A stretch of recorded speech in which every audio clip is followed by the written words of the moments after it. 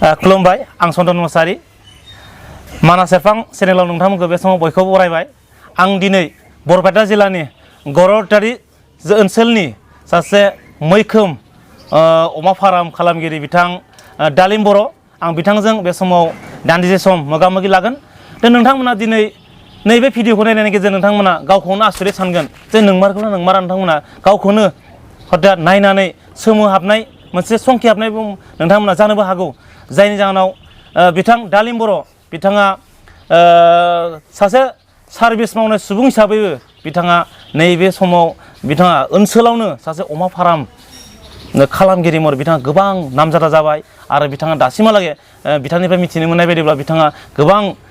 एवार्डबो मोनबाय स' बिथांजों जों सावरायनि स' नोंथांमोना नायलांबाय था गिबियाव नोंथांखौ मानास एफां चेनेलनि जानानै बरायबाय गोजोन्थों गिबियाव नोंथांनि आबुं थंखौ मिथिग्रोनो थाखाय आं नाजादों आं दालिम बर' गामि गरटारि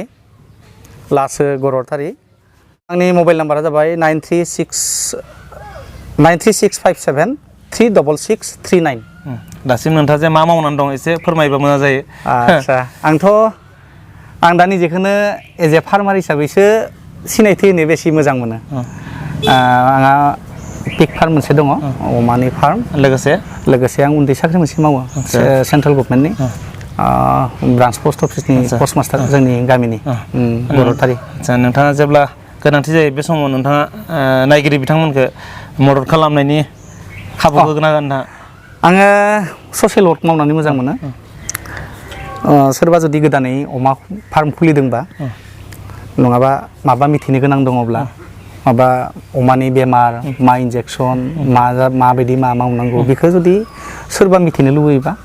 आंखौ जगाजग खालामब्ला आं बिथांमोननो बिथोनखौ होगोन गिबियाव नोंथांनिफ्राय आं मिथिनो लुबैगोन जे नोंथाङा जे अमा फार्मखौ खालामनो थांबाय बे अमा फार्मखौ खालामनो थांनायाव नोंथाङा सोरनिफ्रायबा थुलुंगाफोर मोनजेनदोंमोन नामा जे अमा फार्म खालामनांगौ रां गोबां आरजिनो हायो नोंथाङा सोरनिफ्राय थुलुंगा मोनदोंमोन नामा बेखौ बुंनो थाङोब्ला आं एसे आगोलनिफ्राय बुंनांगोन आङो 1992आव HLC परिखायाव आनजादाव जदोंमोन जनायाव जोंनिया जाबाय एसामिस मिडियाम जोंनिहाय माने BM गैया बड' मिडियाम गैया एसामिस मिडियामाव जेब्ला फरायनानै हाइ स्कुल माने ओरै मेट्रिक लिरनो साननाय जबाय मेट्रिक लिरनो आनजाद लिरनो बेयाव जितु एमाइल थायो एमाइलाव मोनसे माने रसना लिरनाय एसे फैदोंमोन जे नोंनि जिउनि थांखिया मा बेयाव एसे आङो आनकमनै लिरनायसै गावनो सानै लिरनायसै जे बेबायदि लिरनायसै आंहा न' जिङावनो 7 बिगा हा दङ बेयाव आङो फिसारि बानायगोन फिसारियाव ना थागोन फिसारिनि फार आंहा नारिखल दंफां थागोन गय बिफां थागोन बे गय बिफाङाव फाथै बिलाइ फाथै थागोन फाथै बिफां जालुगनि बिफां थागोन बेनिफ्राय फिसारिनि फाराव अमानि फार्म हांसोनि फार्म थागोन बेखौ लानानै आङो बै रसनाखौ लिरदोंमोन आङो लिरनायाव आङो मा जानायसै एज ए स्टुडेन्ट हिसाबै आं एसे मोजां होननानै मानसिया बुङोमोन आरो टिचारफोरा बेनिफ्राय जोंनि जितु हाइ स्कुल परिखानि माने मेट्रिकनि सेन्टार बै सेन्टारनि भितराव आङो एमआइल हाइस्ट मार्क मोननायसै आरो बे दिननिफ्रायनो आंनि गोसोआव सिङाव बै फार्मिंनि कनसेप्टआ दङमोन बै हाबफैखाबाय आरो दंखायोमोन बेनिफ्राय फैयै आङो आगोल होदोंमोनबाबो कनसेप्टआ बेखौ आङो फार्मखौ बानायनायसै 2014आवसो 2014निफ्राय आं आराम्भ स्टार्ट खालामदों आदसा बेनि जाहोनाबो जाहैबाय माबायदि आङो 1998आव DIC-निफ्राय 70,000 थाखा लन लानानै ग्रसारि दखान मोनसे दिखांदोंमोन बे दखाना दाबो दङ गरटारि सकआवनो दङ खिन्थु नुबाय जे गासैबो मानसिफोरा न' जिं गामि दखान गोदान खुलिनो हमबाय जे साननायसै जे बेबायदि दखान जाबाथ' सेला खम जागोन सेला खम जानाय माने प्रफिटआ खम प्रफिट खम माने आं न'खर सालायनो हानाय नङा बेखायनो आङो मा थांखि लानायसै बै आगोलनो जि लिरदोंमोन आं 1992 जितु आंनि रसना जि लिरनाय भितराव जि आंनि दोङो अन्थरनि भितराव बे खामानिखौ आङो 14 सनाव स्टार्ट खालामनायसै बेखौ आं बेखौ साननायसै बेखौ आं जागायनोसै बेनिफ्राय आंहा मोनसे थांनायनि लामा मोनसे मोनगोन आङो रांखावरि खामायनायनि आरो लोगोसे मोनसेल' थांखि नङा आरो मोनसे थांखि दंबावोमोन आङो उन्दैनिफ्राय आं ससियेल वार्कार हिसाबै आङो खामानि मावबोदों आरो ससियेल वार्कार हिसाबै आंहा जोबोद मोनसे माने ओनसोलाव बा मानसिनि थाखाय आंहा अरिहना दङ होननानै आं मानसिया बुङो बेनिफ्राय साननायसै जे बेबायदि कनसेप्ट लानानै जुदि साइन्टिफिक प्रसेसआव फार्मिं खालामोब्ला बे खामानिखौ जोंनि गथ'फोराबो नुगोन आरो जोंनि गथ'फोराबो बेहाय आगबारिना फैगोन आरो बे मोनसे कनसेप्ट लानानै आं बे फार्मखौ खुलिनाय जादों जे नोंथाङा बे फार्मखौ स्टार्टिं खालामजेननाय समाव माबैसो अमाजों नोंथाङा स्टार्ट खालामजेनदोंमोन आदसा आङो DI माबा हारि नाबार्डनिफ्राय लन लादोंमोन आदसा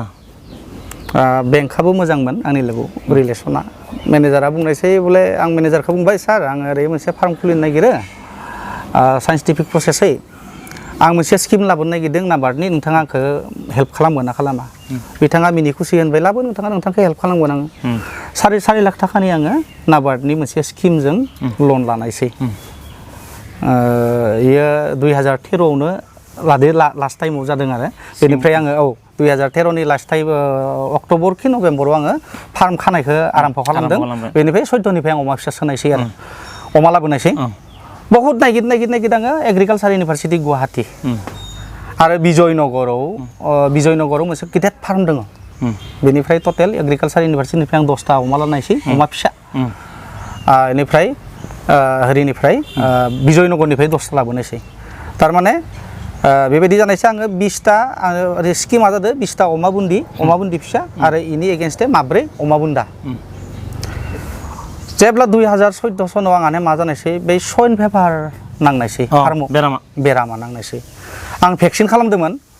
भेक्सिन खालामबाबो बे भेक्सिना खामानि मावलिया बे समाव आंहा फ्रिज गैयामोन न'याव थारमाने भेक्सिनखौ मोजाङै लाखिनो गोनांबा बिनि सिस्टेमखौ मेनटेन खालामना लाखिनांगौ आरो आं गुवाहाटीनिफ्राय लाबोनानै बेलेगनि दखान गंसेयाव माने फ्रिज खालामनायसै बिसोरो हर लाइनखौ होदिया गोदान फार्मार ना सोलोंजेननाय ओमफ्राय बिसोरो माने भेक्सिना गाज्रि जानायसै गाज्रि जाना बेखौनो मारिनाय उनाव थारमाने थेवबो खामानि मावदिया 2014 सनाव जेब्ला अमानि वेटआ 60-70 केजि जाबाय माने क्रस जानो टाइम जाबाय आरो बे समायाव द्लामैनो 11टा अमा थैगारबाय आंनिया सप्तासे 10 दिननि मादावनो 11टा अमा थैबाय बिराद दुखु फैबाय आंहा ओजा बेंकनि लन रिकभारि खालामनांगौ बेनिफ्राय अमा बुन्दा 6टा दंमोन खासि बेखौ फाननानै फार्स्ट आं लननि इनस्टलमेन्टखौ मारियो अमाया आंनिया ब्रिदाराबो थैबाय अमा बुन्दिखिनियाबो थैजोब्बाय थैनायनि उनाव आंहा मानैल' अमा बिमा बासिबाय आरो अमा बुन्दिया बासिनायनि उनाव दा ब्रिदार बायनो नांबाय आङो आरो मानैल' अमा लानानै फार्म गंसे जाया बेनिफ्राय मा खालामनोसै आङो 50,000 रां पार्सनेल मानसिनिफ्राय लाना 5% इन्टारेस्टआव लानानै आङो 4 अमा बिमा बायफिननायसै फुलिनाय अमा आरो ब्रिदार मासे बायना लाबोनानै बे जै भाजे स्टार्ट खालामबाय बेबायदि खालामनानै आङो मोजांनिसाय मोजां ब्रिड बानायगासिनो दङ आंनियाव दा फार्माव 26टा बिमा दासिम दङ 4 ब्रिदारमोन गेदेर ब्रिदारखौ दाखालिसो थांनाय रबिबारै आं खासि खालामदों बेनिफ्राय अमा फिसा गोबां दङ अमा फिसाया माबैसे दं बायदि अमा फिसा दा लकडाउननि गेजेरावथ' गोबां अमा दंमोन मैयासो आङो 12टा अमा फानबोबाय अमा फिसा दिनैबो मानै फानदों फुंनि बेलायाव दा थेवबो 70सो पिगलेट थाननांगौ नै बाथ्राखौ आं नोंथांनो एसे मिथिनो लुगैगोन जिहेथु मानसिफ्रा सुबुंफ्रा दा खामानि मावनो थांनायसै इनकाम सर्सखौ एसे नागिरग्रोयो नालाय जों एसे स्टेप बाय स्टेप सावरायगोन नोंथांजों खिन्थु आं नोंथांनो मानेखौ जे नायगिरि बिथांमोना दासिमबो सानबाय दं जे जे अमा फिसिनानै बेसेबांसो इनकाम जायो बेखौ जिहेतु एसे मिथिनो लुगैना दं सोरबा बायदि नङा होमबा नायगिरि बिथांमोनाबो दा बेखौ आं एसे मिथिनो लुगैग्रोगोन स्टार्टिंआवनो जे नोंथाङा स्टार्टिं समाव बेसेबां मान्थलि बेसेबांसो इनकाम जादोंमोन आरो दासिम नोंथांनि इनकामा सर्सआ मान्थलि बेसेबांसो फैनानै दं जिहेतु नायगिरि बिथांमोना नोंथांनिफ्राय मिथिब्ला बिथांमोना निस्सय मिथिना मोनगोन प्रफिटनि बाथ्राया बेबायदि जुदि फुललि मोजां अमा बिमा थायो फिसा जानाय आरो 20टा जुदि अमा बिमा लाखिनो हायोबा अमा फिसानि मार्केटखौ जुदि मोनोब्ला टाइम टु टाइम दानानि खरसाफोरा जुदि गोबां गोलैयाबा मेनेजमेन्टआ जुदि मोजां जायोब्ला अमा फिसा जुदि थैयाब्ला मेनेजमेन्टआ जुदि मोजां जायोबा 20टा अमा बिमानिफ्राय जोङो मान्थलि इनकाम मिनिमाम 50,000 मोननो हायो आंनि एक्सपिरियेन्सआ बुङो बेखौ जुदि नोंथांनिफ्राय सोरबा टेलेन्टसिन दङब्ला बारासिन मोननो हागौ माने आंनि एक्सपिरियेन्स 6 बोसोर जितु आङो एक्सपिरियेन्स आंनि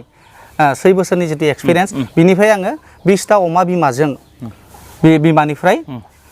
मेनेजमेन्टआ जुदि मोजां जायोब्ला मिनिमाम 50,000 मान्थलि इनकाम खालामनो हायो दासिमहालागैथ' नोंथाङा लेटेस्ट नै बिथाङा नोंथाङाथ' नै दा बर्थमान मान्थलि 50,000 लाबाय दं बेबायदि सानजायो आरो अन्यान्य खरस गैयाब्ला दा इनिबो खरस थायो किसुमाना हिसाबखौ बेलेगै खालामो जेनै रिप्लेसमेन्टनि कारनै अमा माने अमा बुन्दि फिसिबोयो रिप्लेसमेन्टनि कारनै इसोरनि दाना खरस थाङो बेखौ जों हमनो हाया बे खरसा जाबाय बे एक्सट्राखा आं बुंगोन जे आं हिसाबखौ होजों जे अमा बिमा मासेया बोसोराव 20,000निफ्राय 22,000 थाखा खरस जायो बेनियाव दाना खरस मेडिसिन माबा माबि खिन्थु मासे अमा बिमाया जुदि बोसोराव 20टा मिनिमाम 20टा अमा फिसा जों ओरैनो मोननो हाखायो 20टा अमा फिसायाव 4,000 करि अमा फिसा मासेयाव जुदि हमोब्ला बेसे जागोन जोंनिया 80,000 थाखा ना 20टायाव मासे अमा बिमाया जोंनो 80,000 थाखा 10 मासाव होबाय दङ जोंनो बोसोरसेबो नाङा जों 10 मासाव फाथालनै लायो दा 10 मासाव फाथालनै जोङो अमा फिसा मोननो हायो बे 80,000निफ्राय नोंथाङा जुदि 22,000 नङा 25,000 माइनास खालामनो हाबाबो बेसे थाखा मासे अमायाव होमबाथ' मोजाङानो सर्सा मासे अमायाव नोंथाङा जिखिनि थायो 80,000निफ्राय मिनि 22,000 25,000 मेक्सिमाम 25,000 थाखा मोजां हिसाबै मोजां गारबाय गारब्लाबो 50,000 थाखा मासे अमा बिमाया होयो जे मासे अमाया जुदि 50,000 थाखा होयोबा बोसोराव 20टा अमायाव जोंहा 10 लाख जाबाय दङ इयारलि 20टा अमायाव जोंहा 10 लाख जाबाय दङ दा जियानो जा नोंथां आं नैबेखौ एसे मिथिनो लुगैयो जिहेतु अमा सोरबा बायदि नायगिरि बिथांमोना अमा फिसिनो थाखाय सोरबा आग्रह जाना दं दा भेक्सिननि सोमोन्दै जों एसे सावरायनि नोंथाङा जे अमाखौ जेब्ला फिसा नोंथाङा बायनानै लाबो नोंथाङा प्रडाक्टखौनो खालामबाय जेनेबा फिसा जोनोम जानायनि लोगो लोगोनो जेब्ला फिसाया हायाव गानाय लोगो लोगोनो बुहुमाव गाफैनाय लोगो लोगोनो नोंथाङा मा भेक्सिन होनानै बिथांखौ लाखिनाय जायो दा बे अमा फिसाखौ फोथांना दोननाय जायो जे माबायालागै बिमा जानायालागै एसे नोंथाङा स्टेप बाय स्टेप जाहाथे फोरमाय जाहाथे नायगिरि बिथांमोनाबो नैबे भिडिअखौ नायनानै जाहाथे अमाखौ फिसिनो रोङो बयनिसाय गोनांथि बाथ्राया जाबाय मा अमा फिसा जानायनि सानब्रैनि भितराव आइरन बिजि होननांगौ अमा फिसानो भेक्सिन नङा आइरन नङा इन्जेक्सन माने गोनां बाथ्राया जाबाय बे आटाइतকৈ गुरुत्वपूर्ण बाथ्राया जाबाय बे अमा बिमानि गाइखेराव आइरननि परिमाना खम थायो बेखायनो जोङो अमा फिसानि ग्रथखौ लाबोनो बा बियो एनिमियाव जाहाथे भुगिया एनिमिया जाहाथे जाया एनिमिया जानाय लोगो लोगो बिनि ग्रथा खमिगोन ग्रथा खमिनाय लोगो लोगो वेट गेन खालामला जों जा अमाखौ जोङो 7 मास फिसिनानै 15,000 थाखा मोननांगौ बे अमाखौ जों 10 मासाव 15,000 थाखा मोनगोन 10 मास फिसिनो गोनां माने जोंहा लकसान दाना खरसा गोबां थांबाय बेखायनो अमा फिसा जोनोम जानायनि सानब्रैनि उनाव बा सानब्रै दिना फार्स्ट आइरननि मोनसे दज होनो नांगौ बिनिफ्राय 14 दिन दिन्दिया सानब्रैयाव जों होबाय अमा फिसानि 14 दिन 14 डेज जेब्ला जागोन इदिना आरो आइरननि मोनसे दज होनो नांगौ बे जाबाय जोंनि एकदम गोनांथि खामानि अमा फिसा जुदि जों मोजां हेल्थि अमा फिसा मोननो गोनां जायोब्ला बेनिफ्राय जोङो अमा फिसाखौ बिमानिफ्राय 1.5 मास जाबोला बिमानिफ्राय सेपारेट खालामनो हायो सेपारेट आलादा खालामनो हाबाय बे आलादा खालामनाय लोगो लोगो बेयो बिमाया सप्तासेनि भितराव आगु क्रस जानायनि खारनै रेडि जायो रेडि जाफिनबाय जों 1.5 मासनि सोलायनायनि उनाव बिमानिफ्राय बोखानायनि उनाव 2 मास बैसोआव जोङो आदार जानो हानाय जाबाय एसे आदार जानो हायो आरो इनि दानाया बेलेग जायो उन्दै बैसोआव जों दानाखौ बेलेग बेलेग होयो क्रिप दाना होयो बिमान लोगो थानायाव जोङो बेनि उनाव जोङो स्टार्टार दाना आरम्भ खालामगोन बिमानिफ्राय बोखानायनि उनाव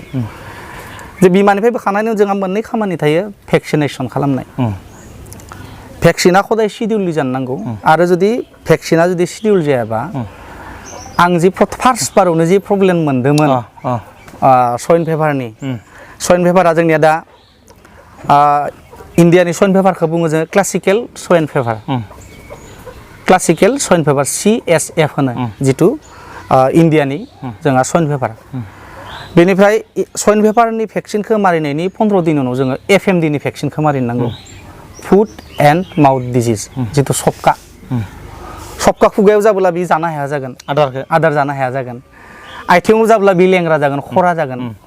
बेखायनो जोङो FMD नि भेक्सिनखौ मारिनांगौ आरो जुदि सिडिउललि जों भेक्सिनेसन खालामोब्ला जोंनि अमाया बेमार जानायनि चान्सआ बहुत खम थायो बेमार जाया माने अमा थैया माने जोंहा प्रफिटआव थाबाय बेमार जाना अमा थैबाय माने जों लकसान जाबाय गतिके भेक्सिनखौ गुरुत्थ लाथारनो नांगौ नेक्स्ट एसे जेब्ला आपग्रेड जालांगोन बैसोआ ओमफ्राय उनाव माबा मोनसे भेक्सिन सेक्सिनबो होलांनांगौ नामा इ भेक्सिनखौ नामफोरखौ एसे मेनसन खालामना होबानो जायो जाहाथे नायगिरि इ भेक्सिना जों दा बहुतानो बुङो सार्कोभिरेल मोनसे भेक्सिन होननांगौ होनना खिन्थु बे बेमारा जोंनि इण्डियायाव गैयानो जोंनि माने आसामाव गैया बेनो बिनि भेक्सिन होनो गोनां दरखार गैया बहुतानो इउटिउबाव बिजनेसनि खाथिराव गावनि बिजनेसनि खाथिराव सार्कोभिरेल भेक्सिन होननांगौ होनना बुङो खिन्थु बै सार्कोभिरेल बेमारा बै डिजिजआ जोंनि असमावनो गैया आरो मोलायनांला आरो आं मोनसे बुंबावनो थाङो मोनसे बाथ्रा दा गोदानै जोंहा ASF फैदों थारमाने आफ्रिकान स्वाइन फेभार मारात्मक इण्डियायाव जोंनियाव प्रथम हाबफैबाय जोङो थ्रु अरुणाचल आसाम दाखालिसो आपार आसामाव हाजार अमा थैदो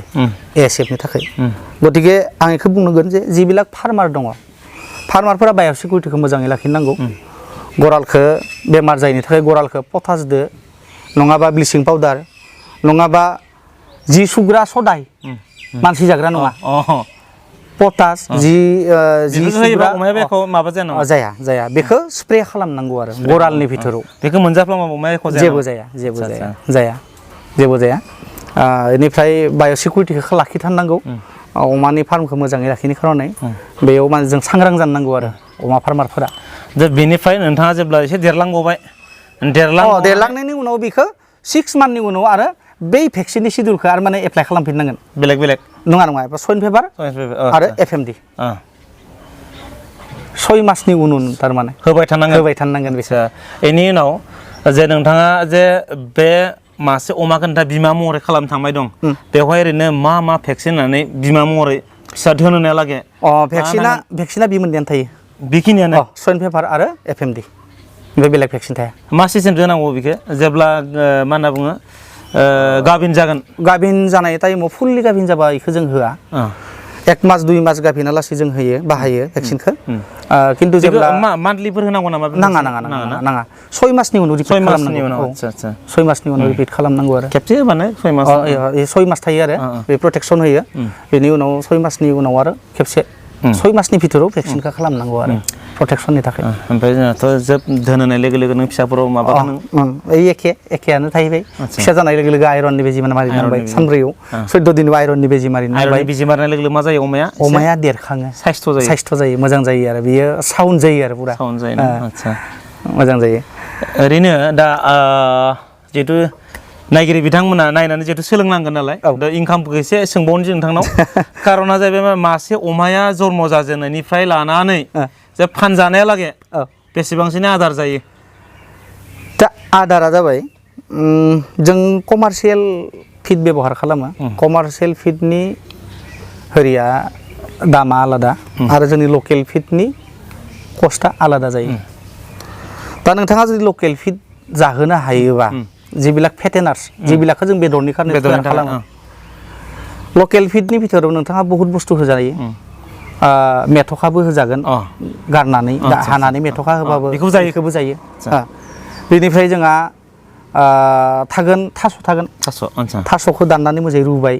रुनाय थास'याव जोङो जुदि थास' रुनायाव जुदि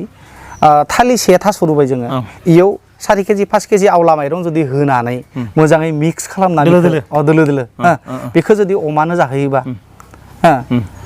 बे कस्टा जोंहा खमिलांबाय दाना कस्टा खमिलांबाय दा जोंनि दाना जोङो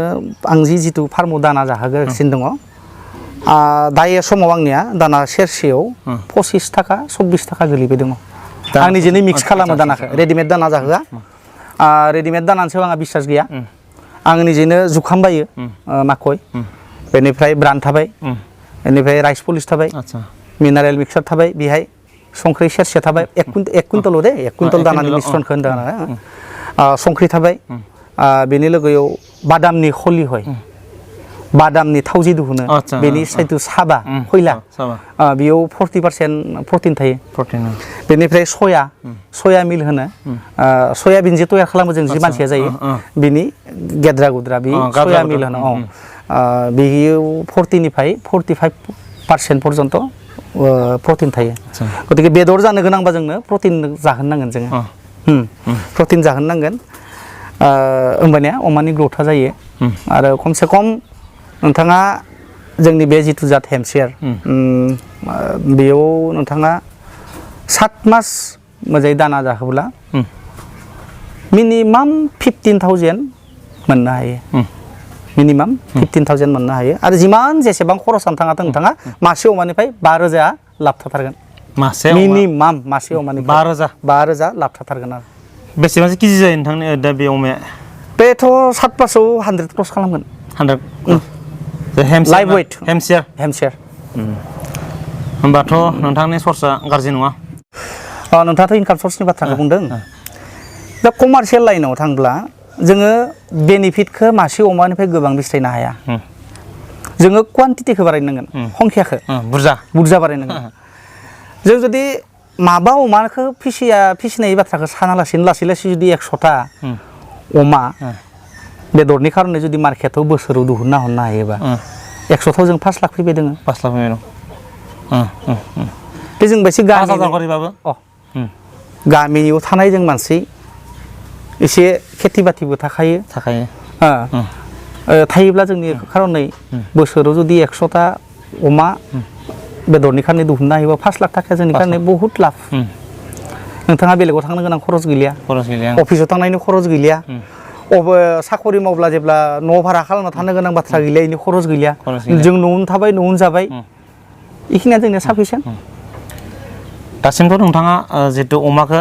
फिसा बानायनानै फाननायनि थाखायसो नोंथाङा ब्रिडिं इउनिट आं दा लासैनो जायगानि आंहा अभाब फार्मनि बेकसाइडखौनो फिसारि दङमोन बै फिसारिखौ आं फबगासिनो दङ नोंथांमोनाबो दहाय नुदों बेयाव आङो दा अकल ब्रिडिं नङा ब्रिडिंनिबो इउनिट मोनसे बानायबावगोन आरो लोगोसे फेटेनिंनि खारनै रुम बानायगोन आरो प्रजेक्टआ बिराद गेदेर जाबावगोन प्रजेक्टखौ आङो एसे सानबाय दङ माबायदि आनान गसाइ मिथिगौ माबायदि जायो मोजां जायोबा जुदि बेमार आजार जायाबा आं सानगासिनो दङ आरो बारायनो दा नोंथाङा नै अमा फार्म खालामनायनि अनगायैबो मा ओरैनो नोंथाङा माबा मोनसे सर्सफोर दंबावो नामा नोंथाङा आंहा फिसा मोनसे साख्रि दङ उन्दै गामियावनो फिसाथ' नङा गभर्नमेन्टनि साख्रिया फिसाबाबो गेदेरावबो साख्रियानो ना होमबा ब्रान्च पस्ट अफिस बेनि पस्ट मास्टार धर्मया खम एसेल' गोबां नङा जियानो जा ना होमबा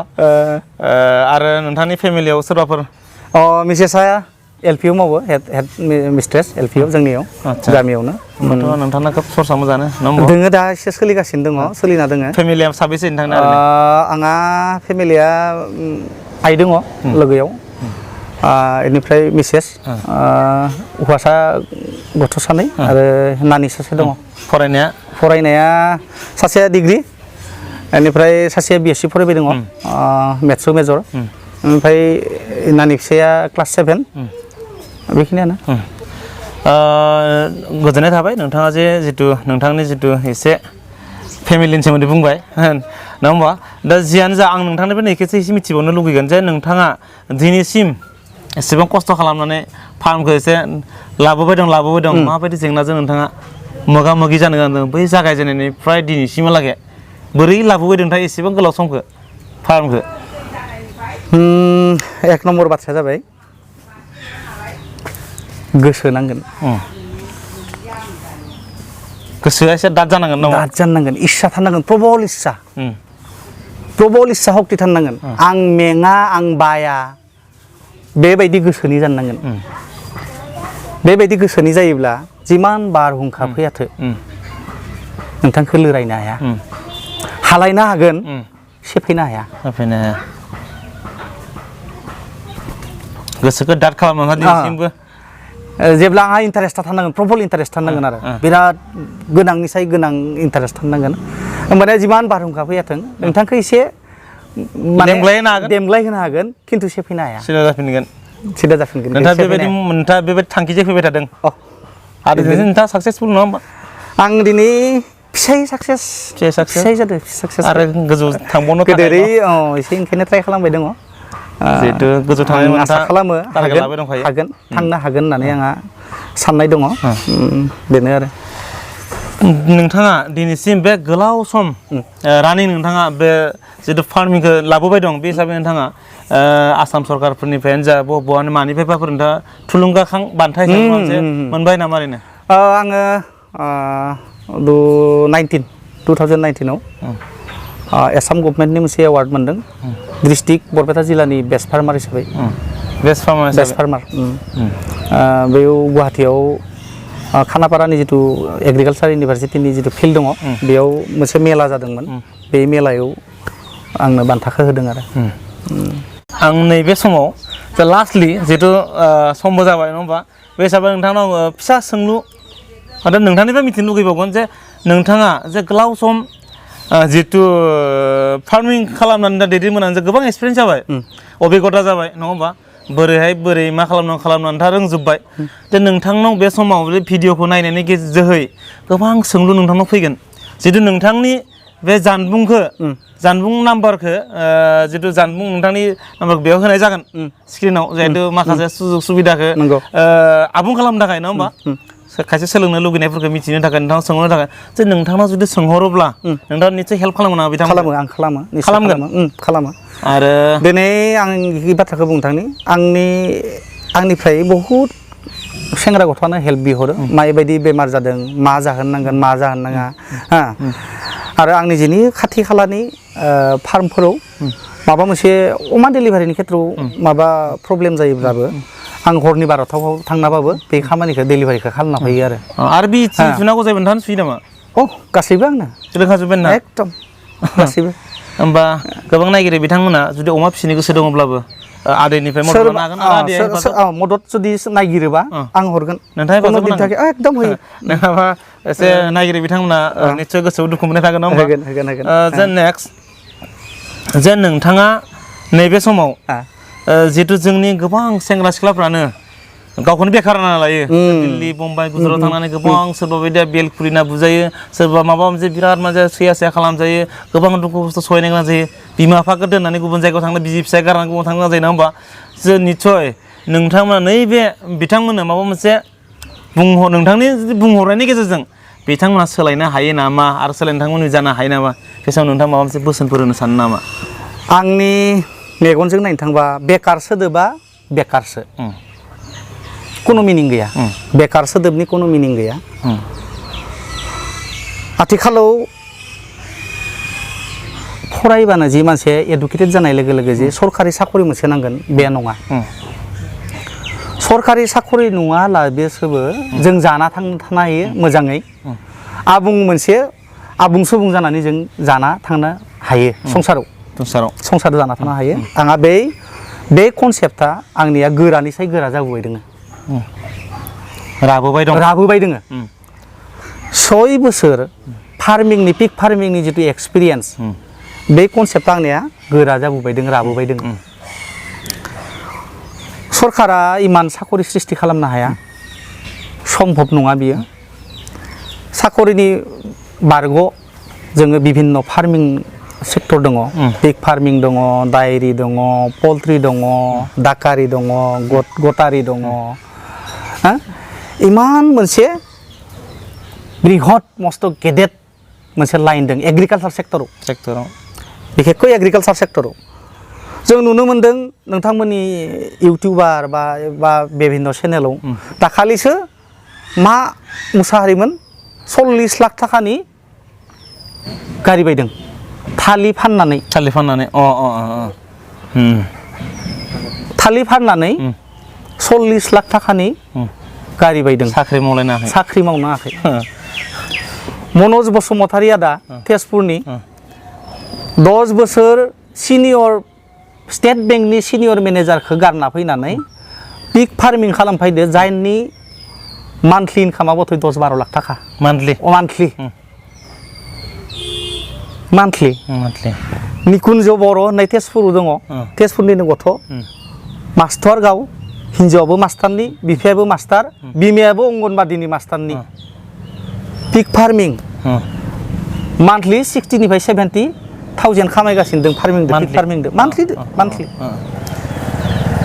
बे बिराद मोनसे सम्भाबना थानाय बे एग्रिकालसार सेक्टरा ओरै रखम मोनसे सम्भाबना दङ जाया माने साख्रि बाख्रि मावालासिनो मोजाङै सोलिनो हायो गावखौनो आबुं मानसि हिसाबै सिनायथि होनो हायो समाजाव गतिके जोंनि जाखांफुना फैनाय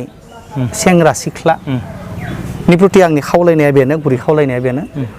नोंथांमोना अखल साख्रिखौल'सो नेबाय थायालासिनो दिनैनिफ्रायनो माबा मोनसे खालामनो खारनै नाजादों साननायखौ साख्रिखौ नागिरबाय थायालासिनो एग्रिकालसार सेक्टराव फैनानै लानांबाय मोनोबाथ' लादों मोनाब्ला माइन्डफोरखौ एसे डाइभार्ट खालामदों एग्रिकालसार सेक्टराव जों माबा मोनसे खालामनि टेलेन्सिया गासैनिबो दङ जायहा अमा फिसिनो गोसो दङ बिथांमोना अमानि सेक्टराव फैदों जायहा बोरमानि इस्सा दङ बे बोरमानि सेक्टराव फैदों सोरबा पल्ट्रिनि लाइनाव इस्सा दङ बिथाङा पल्ट्रिनि लाइनाव थांदों सोरबा दाकारि लाइनाव थांदों बेबायदि दिनै स्टार्ट खालामबा गाबोन नङा सबनिया नङा थाबनिया जोङो गेइन खालामनो हागोन बेखौनो बुङो आङो खावलायो जे जोंनि जाखांफुना फैनाय सेंग्रा सिख्लाफोरा अकल साख्रिखौल' नेना थायालासिनो खारन समा रावखौबो नेना थाया जों मानसि हिसाबै थांना थानो गोनांब्ला मानसि हिसाबै निजेखौनो आबुं हिसाबै परिचय होनो गोनांबा जोंनो इनकाम सर्सखौ नांथारगोन आरो इनकाम सर्स नङाबा जोङो बै आगोल जेरै जोंनि आगोल आबौ आबैफोरा जेरै दुखुजों खैफोदजों सोलिना फैदोंमोन बिदिनो थाननांगोन आरो मोनसे बाथ्रा दङ जि मानसिया गोरिब न'खराव जन्म जानानै गाव धोनि जानो नाजाया बे मानसिया मानसिनि जोनोम लानायनि खुनु दरखार गैया माने गोरिब थानो नाङा गोरिबनिफ्राय बोरै बारग'नो हायो बेखौ गासैबो साननाया मोजां दा फोजोबनाय लामा फैबाय जे आं लास्टआव फिसा सोंनो सोंबावनोसै नोंथाङा जे एसेबां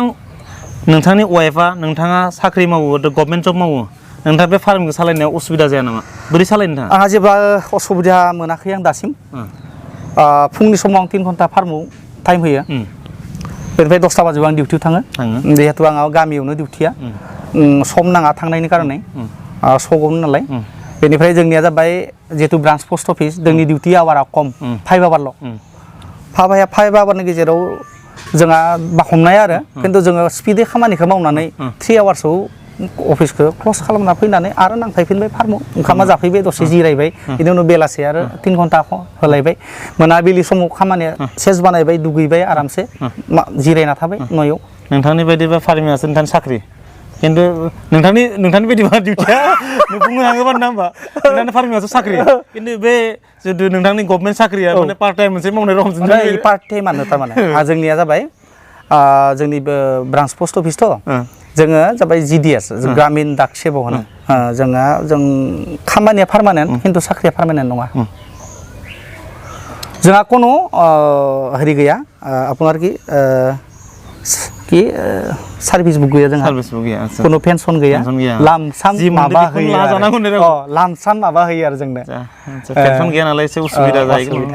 जा अमा फार्म दं नोंथांनाव ना होमबा टेनसन गैया ना होमबा जालांनो हागोन नायनि बोरै सालायनो हायो स' नोंथांजों सावरायना जोबोद गोजोननाय मोनबाय नोंथांनि भबिष्यत इयुना जाहाथे बेयाव गोजोंनिफ्राय गोजों जालाङो आं बेखौ कामना खालामबाय नोंथांनि जितु साननाय हनाय नोंथांनि जितु फिउचार प्लानिं जितु नोंथाङा गोजौनि सायाव गोजौ जितु मावनो थाखाय नोंथाङा टारगेट लाबाय दं नोंथांनि फार्मिंखौ आरो आपग्रेड खालामनो थाखाय नोंथाङा सेस्था खालामबाय दं जे बे नोंथांनि साननाय हनाय गासैबो नोंथांनि साननाय हनायफ्रा गासैबो जाफुंथों आरो नोंथांनि जितु फेमिलिनि गासैबो सुबुंफोरा बेबायदिनो रंजा खुसि थालायनानै आरो इयुन समाव नोंथांनि साननाया गोजौ थांबावदों आं बेखौबो कामना खालामबाय आरो नोंथाङा जे बे समाव आंनो दसे सम हगारनानै होबाय नोंथांनि बेस्थ' समखौबो नङा होमबा बे समाव नोंथांनो आङो गोजोननायखौ जासिबावबाय लोगोसे नोंथांनि